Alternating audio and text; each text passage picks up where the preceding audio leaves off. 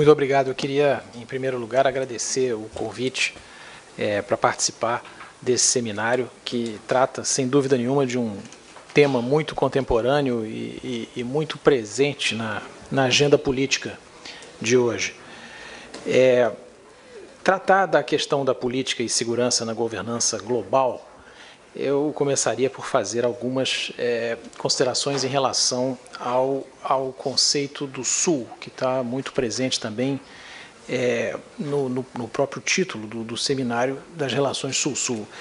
Esse conceito de Sul, ele tem alguns elementos que eu acho importante termos presente aqui, destacar. O primeiro é que é a visão do mundo que nela se expressa, que se supõe que é algo que se diferencia, evidentemente, do Norte. A outra é que o Sul ainda se encontra em vias de afirmar a sua identidade coletiva. E isso é um outro elemento que também diferencia do Norte, em que essa identidade, embora, claro, que existam diferenças entre os países, mas ela já se encontra mais aglutinada, digamos assim. Outro elemento importante do conceito do Sul é que ele reúne os países em desenvolvimento, ou pelo menos digamos assim, aspiração ao desenvolvimento, que é algo que advém desde a própria, do próprio, digamos, estabelecimento das coalizões dos países em desenvolvimento ainda durante a Guerra Fria. E aqui as duas grandes vertentes seriam, na área política, o movimento não alinhado, e aqui o professor Iti Abraham falou e disse justamente que havia alguma identidade entre os países do terceiro mundo, naquele momento, que não eram nem do primeiro nem do segundo mundos, em torno de algumas questões políticas, como o desarmamento e a descolonização, e também na área econômica havia já essa grande aspiração ao desenvolvimento, que é verdade que na sua manifestação mais radical talvez tenha contribuído para justamente esfacelar um pouco esse grupo no final dos anos 70. Mas a conceitualização do Sul, ela permanece relevante, principalmente, eu diria, nesse aspecto da expressão, da aspiração pelo desenvolvimento. Isso é algo que, digamos assim, sobreviveu ao final da Guerra Fria e continua a se manifestar muito claramente. Outros elementos dessa identidade coletiva, digamos, do Sul e da afirmação dessa identidade seria também a contestação da ordem vigente. Isso é algo que também está presente nessa noção de Sul, de países em desenvolvimento, que também, de uma ou de outra forma, consideram que a ordem internacional não está adequada e, portanto, contestam, em alguns casos, têm propostas específicas de como ela deveria ser. Bem, nas últimas décadas têm sido muito visíveis as coalizões dentro do que se chama de Sul, ou entre países em desenvolvimento.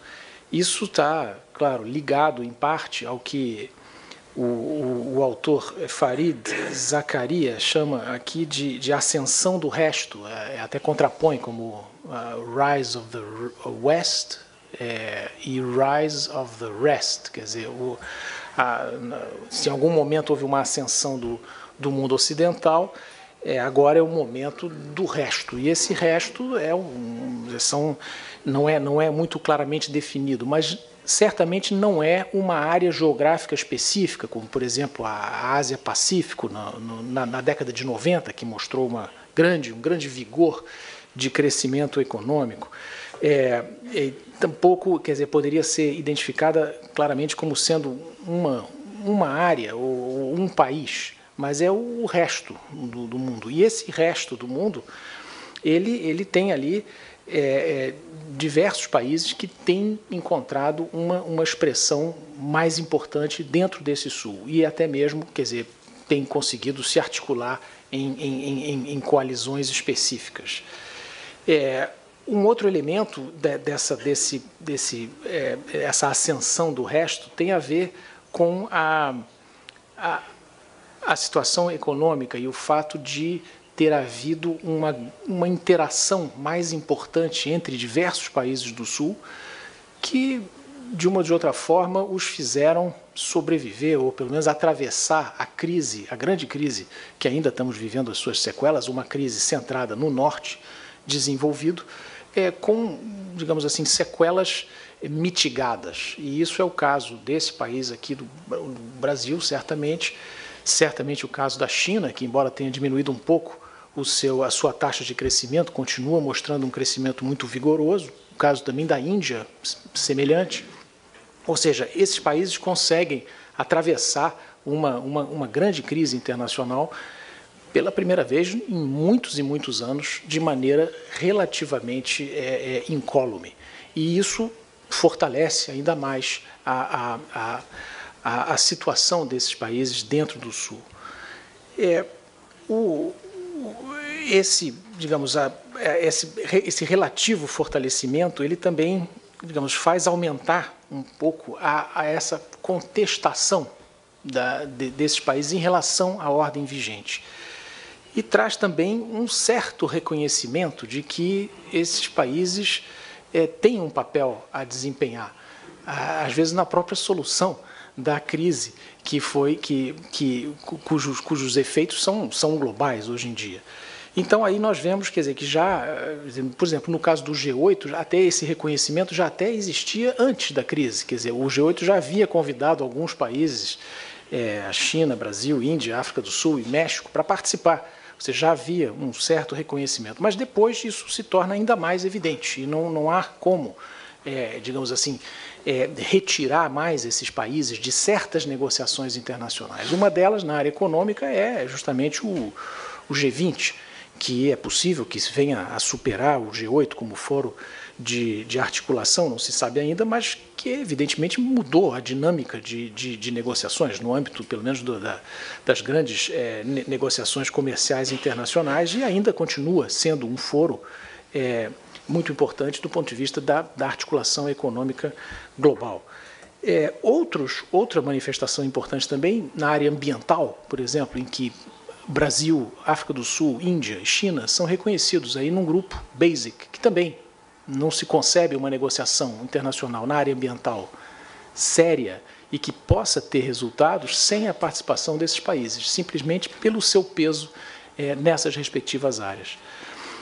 Além disso, eu mencionaria aqui realmente o BRICS. Eu sei que já foi objeto de muita discussão essa tarde aqui o BRICS, mas o BRICS, embora haja talvez menos identidade em termos da posição desses 4 países no mundo, hoje 5 por causa da participação da África do Sul, das divergências que eles possam ter, mas mesmo assim é algo que surgiu de um relatório, de um interesse de investimento, mas que hoje tem uma expressão política, tanto é que eles se reúnem em nível de chefe de Estado e que procuram, justamente, talvez um pouco nessa contestação da ordem internacional, em alguns aspectos, embora aí Rússia e China, em alguns aspectos, não querem contestar tanto a ordem que lhes favorece, mas certamente da parte de Brasil, Índia e África do Sul, esses países encontrarão alguma identidade aí. E, finalmente, é claro, o last but not least, o IBAS, Brasil, Índia e África do Sul, aí sim países, os 3 grandes países em desenvolvimento, das 3 áreas em desenvolvimento do mundo, que encontram na sua cooperação um campo muito, muito fértil em que eles podem expressar e aparecer no cenário internacional com mais força do que eles poderiam individualmente. De maneira que o Sul como referência permanece válido. As coalizões no âmbito desse Sul, elas se orientam em termos de desenvolvimento ainda, de uma contraposição ao Norte em negociações internacionais e na contestação da ordem estabelecida. Isso parece claro nessa conceitualização que nós podemos fazer do Sul. Bem, até que ponto a governança global, caracterizada, digamos, pela influência hoje também desse Sul, passa por uma mudança fundamental? E ela, sem dúvida nenhuma, é influenciada pela atuação do Sul. Até que ponto essa influência do Sul se expressa na segurança, que é o tema mais específico desse painel, e na segurança coletiva, mais especificamente. Aqui haveria um crescimento da relevância do Sul, haveria uma visão do Sul nessa matéria de segurança mais, digamos, mais coerente. Aqui eu proporia considerar 3 questões que têm a ver com a segurança internacional. A primeira é a questão da reforma do Conselho de Segurança da ONU, que é um elemento fundamental, obviamente, na ordem internacional e em relação à qual existe um corpo de opinião muito difundido, muito claro, de que existe um descompasso entre a realidade contemporânea e a institucionalidade do Conselho de Segurança, principalmente o tipo de representação que existe ali. E há muito tempo, já, pelo menos desde o final da Guerra Fria, mesmo antes disso, mas o Conselho de Segurança é alvo de críticas pela incapacidade de atuar em certas situações, em geral, quando há uma divergência entre os seus membros permanentes, mas com reflexos muito diretos, em geral, no mundo que vai além justamente do território desses 5 membros permanentes. Aí exemplos não faltam. Nos anos 90, a crise de Ruanda, ex-Iugoslávia, mais recentemente a crise do Iraque, Darfur, mesmo o tipo de resposta internacional à crise da faixa de Gaza, há 2 ou 3 anos atrás. Quer dizer, se o Conselho não for reformado, a sua capacidade de influência tenderá a se deteriorar. Essa é um pouco a ideia que, digamos, os contestadores da ordem estabelecida pelo Conselho de Segurança argumentam. E o fortalecimento do sistema internacional passaria necessariamente pela reforma do Conselho de Segurança. E aí é importante ter presente que há uma coalizão que se forma, que pelo menos em grande medida, formada por países do Sul. Não totalmente. O Brasil aí se articula com a Índia, com Japão e Alemanha, mas também, em grande medida, muitos países africanos, ou praticamente a totalidade dos países africanos, se identificam com uma posição que é de pedir a expansão nas 2 categorias de membros, permanentes e não permanentes, e maior representação dos países em desenvolvimento em ambas categorias. Esse é um elemento importante porque não só vem de países em desenvolvimento, mas também de alguns países desenvolvidos. Ou seja, não só os países em desenvolvimento querem mais representação, querem expansão nas 2 categorias e maior representação para os países em desenvolvimento, e também mudanças nos métodos de trabalho do Conselho de Segurança, mas diversos países desenvolvidos também apoiam essa posição, e não só a Alemanha e o Japão, como também, entre outros, 2 membros permanentes, a França e o Reino Unido.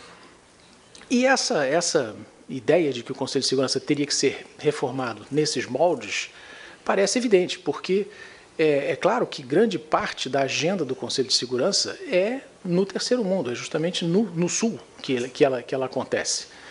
E 70%, ou próximo disso, dos itens do Conselho de Segurança são na África. Então, é claro que a África tem toda a legitimidade, digamos assim, para reivindicar uma participação mais efetiva no Conselho de Segurança, inclusive como membro permanente. Essa situação do Conselho de Segurança, ela mostra, quer dizer, que também no que diz respeito a uma questão de segurança internacional importante, existe alguma identidade e alguma articulação entre países em desenvolvimento, embora numa questão tão complexa como essa, as coalizões nem sempre são perfeitas. Mas eu acho que o ponto aí é de toda forma relevante. Duas outras áreas de segurança internacional também me parecem relevantes quando se imagina uma possível visão, digamos, ou de articulação dos países do Sul.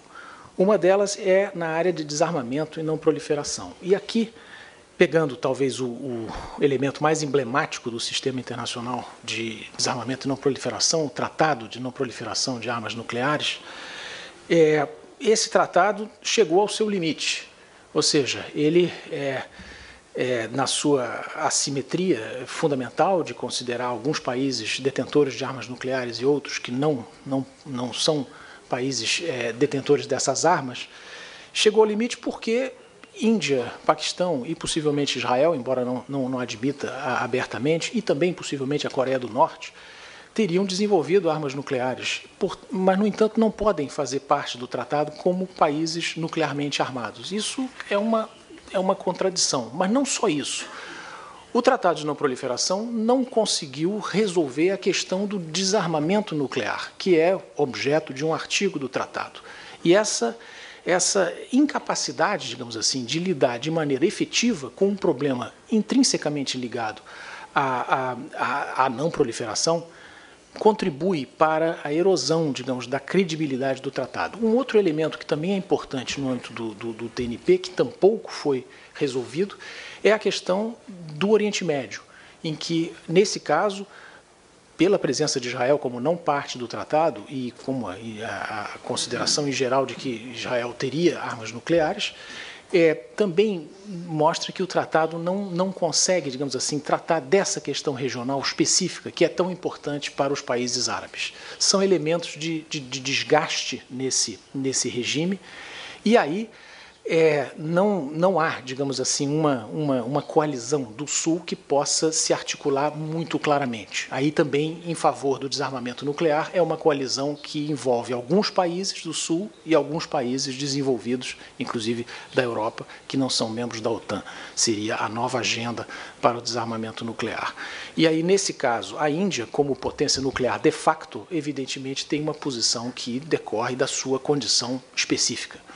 Mas não deixa de ser um outro elemento da segurança internacional em que, digamos assim, as coalizões do Sul aparecem também como, digamos assim, tendo alguma influência, mas mitigada pelas condições específicas de alguns de seus países. A terceira área seria a própria ação dos países em desenvolvimento no Conselho de Segurança. E aí, o ponto a fazer, e muito brevemente, porque o tempo já se esgotou, e o Brasil tem procurado levar essa agenda muito adiante, e aí sim haveria uma identidade muito grande com outros países em desenvolvimento, é a ideia de que é preciso tratar das questões de segurança internacional e de paz de uma maneira prospectiva e de uma maneira de mais longo prazo. E a forma de tratar disso, ou seja, integrando medidas de paz e de desenvolvimento, é o que se procura fazer no caso do Haiti. Esse digamos assim, a tônica da ação brasileira, mas que conta com um respaldo, eu diria, muito amplo entre os países do Sul, porque justamente reproduz ali a forma como diversos países, inclusive africanos ou outros que sofreram conflitos muito graves, consideram que é necessário para realmente resolver os seus conflitos internos, ou seja, tratar da segurança ligada ao desenvolvimento.